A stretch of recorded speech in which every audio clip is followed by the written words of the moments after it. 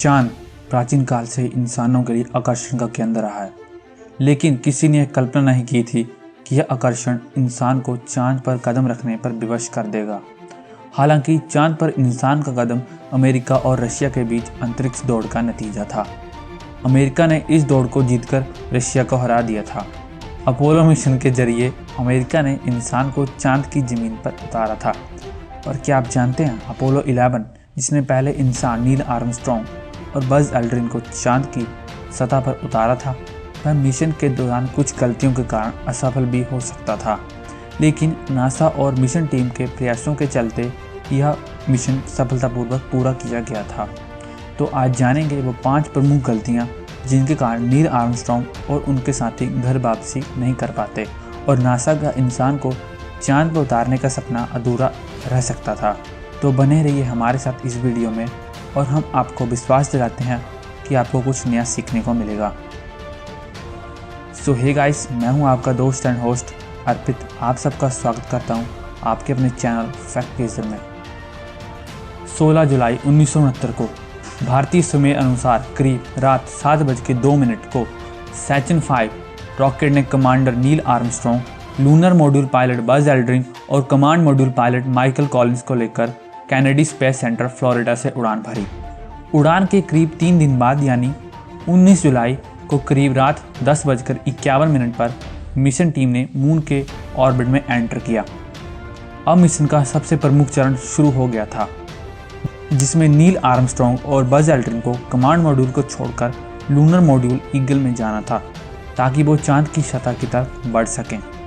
Command module pilot Michael Collins को command module Colombia में रहकर मिशन को अंजाम देना था। 20 जुलाई की रात करीब 11:14 पर लूनर मॉड्यूल ईगल ने कमांड मॉड्यूल कोलंबिया को अलविदा कहकर चांद की तरफ अपनी यात्रा शुरू की। यहीं से मिशन टीम के साथ हादसों का दौर शुरू हुआ। चलिए जानते हैं क्या थे वो हादसे और यूं कहीं गलतियां जो इस मिशन की धज्जियां उड़ा सकती थी। पहली गलती, जैसे ही लूनर मॉड्यूल ईगल ने चांद की तरफ यात्रा शुरू की, नील आर्मस्ट्रॉन्ग और उनके साथी बज़ एल्ड्रिन ने पाया कि वो पहले से तय की गई लैंडिंग साइट को मिस कर देंगे। उन्होंने कुछ कैलकुलेशन से अनुमान लगाया कि वह तय लैंडिंग साइट से करीब 5 किलोमीटर दूर लैंड करेंगे, लेकिन उनका यह अनुमान गलत निकला और वह अपनी तय की गई लैंडिंग साइट से करीब 6.5 किलोमीटर दूर उतरे। ऐसा लूनर मॉड्यूल के कमांड मॉड्यूल से अलग होते वक्त डॉकिंग टनल में एयर प्रेशर ज़्यादा होने के कारण हुआ, जिसने लूनर मॉड्यूल को अतिरिक्त बल दिया, जिससे उसकी ट्रैजेक्टरी में बदलाव आया और उसने पहले से तय लैंडिंग साइट को मिस कर दिया। अब आप सोच रहे होंगे, भला 6.5 किलोमीटर के अंतर से क्या होगा, भला इससे मिशन कैसे सफल हो सकता था। तो मेरे दोस्त, चांद की ज़मीन पृथ्वी के जैसे सपाट नहीं है, बल्कि इस पर भारी मात्रा में गहरे गहरे खड्डे हैं। नासा ने जो लैंडिंग साइट तय की थी वो इसके मुकाबले काफ़ी हद तक सपाट थी, जिस पर आसानी से लैंड किया जा सकता था। लेकिन फिर भी मिशन टीम के प्रयासों के चलते लूनर मॉड्यूल ने सफलतापूर्वक लैंड करके इतिहास रचा। गलती नंबर 2, चांद की सतह से करीब 1.8 किलोमीटर की दूरी पर लूनर मॉड्यूल की नेविगेशनल कंप्यूटर्स ने स्क्रीन पर 1201 और 1202 एरर कोड फ्लैश किए, जिसने नील आर्मस्ट्रॉन्ग और उनके साथी को मुश्किल में डाल दिया। नील आर्मस्ट्रॉन्ग ने कभी भी ट्रेनिंग के समय यह एरर कोड नहीं देखा था और ना ही उनको इसके बारे में कोई जानकारी थी। नील आर्मस्ट्रॉन्ग ने इसकी जानकारी ह्यूस्टन में बैठे मिशन कंट्रोल यूनिट को दी। ह्यूस्टन ने लूनर मॉड्यूल क्रू को एरर कोड्स पर ध्यान न देते हुए आगे बढ़ने की सलाह दी। नेविगेशनल कंप्यूटर्स में यह एरर कोड रडार से आने वाली कमांड्स के कारण ओवरलोड होने के कारण हुआ। गलती नंबर 3, जैसे ही लूनर मॉड्यूल ने सफलतापूर्वक चांद पर लैंड किया, नील आर्मस्ट्रॉन्ग और बज़ एल्ड्रिन ने पाया कि लूनर मॉड्यूल के अंदर लगे सेंसर्स ने एकदम से प्रेशर बढ़ने के संकेत दिए। ऐसा लूनर मॉड्यूल के descent fuel helium heat exchanger में बर्फ जमने के कारण हुआ। बर्फ की वजह से फ्यूल वेपर्स बल्ब और हीट एक्सचेंजर के बीच जमा होना शुरू हो गए। लूनर मॉड्यूल के डिसेंट इंजन से निकलने वाली हीट से वेपर्स गर्म होना शुरू हो गए, जिनके कारण डिसेंट इंजन में प्रेशर बढ़ गया, जो कि एक बड़े धमाके में बदल सकता था। नील आर्मस्ट्रॉन्ग ने तुरंत इसकी जानकारी नासा को दी। इससे पहले नासा एस्ट्रोनॉट को कोई इंस्ट्रक्शन दे पाता, किस्मत से हीट एक्सचेंजर में जमी बर्फ पिघल गई, जिसके कारण जमा हुए वेपर्स बाहर निकल गए और एस्ट्रोनॉट्स की जान बच गई। गलती नंबर 4, लूनर मॉड्यूल में लगे एक स्विच के टूटने से नील आर्मस्ट्रॉन्ग और उनके साथी बज एल्ड्रिन घर वापसी नहीं कर सकते थे। बज एल्ड्रिन के मुताबिक जब वो और नील आर्मस्ट्रॉन्ग चांद की सतह पर 2.5 घंटे घूमने के बाद लूनर मॉड्यूल में वापस आए तो उन्होंने मॉड्यूल के हैच को बंद किया। उसके थोड़ी देर बाद उन्होंने दोबारा हैच को खोला और लूनर मॉड्यूल के अंदर पड़े बैग्स और अन्य बेकार पड़े इक्विपमेंट्स को बाहर फेंका ताकि मॉड्यूल का भार कम किया जा सके। इसी दौरान उनमें से कोई स्विच पैनल से टकरा गया था, जिसके कारण एक स्विच टूट गया था। जब एल्ड्रिन आराम करने के लिए मॉड्यूल के फ्लोर पर लेटे तो उन्होंने पाया एक स्विच फ्लोर पर पड़ा है।